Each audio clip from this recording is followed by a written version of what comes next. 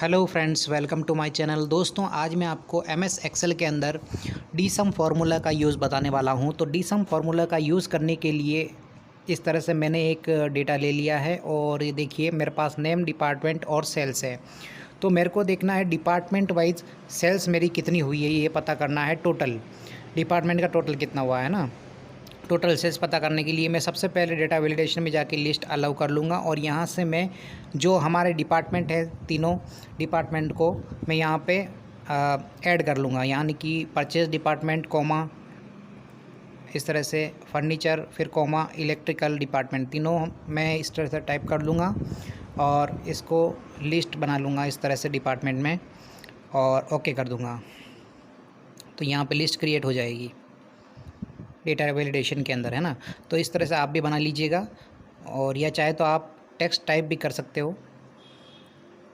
ये देखिए अब यहाँ पे एक ड्रॉप डाउन आ गया है और यहाँ से कोई भी डिपार्टमेंट आप सेलेक्ट कर सकते हो। अब दोस्तों, अब देखिए सबसे पहले मैं ये परचेज डिपार्टमेंट का करके देख लेता हूँ और यहाँ पे टोटल सेल्स कितनी है परचेज डिपार्टमेंट में, ये पता करने के लिए मैं यहाँ पे डीसम फार्मूला यूज़ करता हूँ। तो सबसे पहले मैं इक्वल लगाता हूँ, उससे पहले मैं यहाँ पे ऊपर लिख देता हूँ टोटल सेल। यहाँ पे सेल्स लिखा हुआ तो मैं टोटल सेल लिख देता हूँ, क्योंकि हमें हर डिपार्टमेंट की टोटल सेल चाहिए।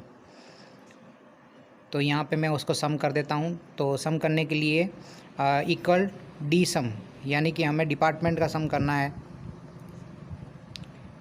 और यहाँ पे डेटाबेस जो है हमारा टेबल एरे हम बोलते हैं, वही डेटाबेस हमारा होता है।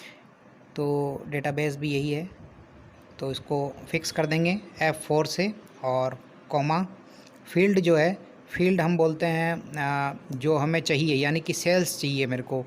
तो सेल्स चाहिए तो मैं C1 वाला जो हेडिंग है, यानी कि सेल्स है, इसको मैं सेलेक्ट करूँगा और कॉमा लगाऊँगा इस हेडिंग को सेलेक्ट करने के बाद। अब क्राइटेरिया मुझे देना है डिपार्टमेंट वाइज, तो डिपार्टमेंट वाइज यानी F1 और F2 इन दोनों को सेलेक्ट करूँगा, फिक्स कर दूंगा F4 से और इसको बंद कर दूंगा, ब्रैकेट बंद कर देता हूँ, क्लोज़ कर देता हूँ और एंटर कर देता हूँ। देखिए यह परचेज डिपार्टमेंट की सेल, टोटल सेल आ गई है। टोटल सेल, अब दूसरे किसी भी डिपार्टमेंट की टोटल सेल आप इसी तरह से निकाल सकते हो।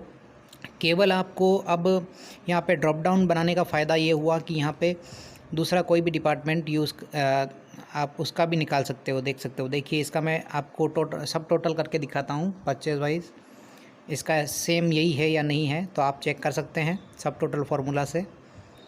यहाँ पे मैंने सम लगाया और यहाँ पे ये तीनों ऐड किया तो टोटल यही आया 13,900। इसका मतलब हमारा जो फार्मूला है एकदम सही है, डीसम फार्मूला। और इसमें आप दूसरा भी कोई भी डिपार्टमेंट आप ले सकते हो। ये मैं हटा देता हूँ, यहाँ से क्लियर फ़िल्टर कर देता हूँ।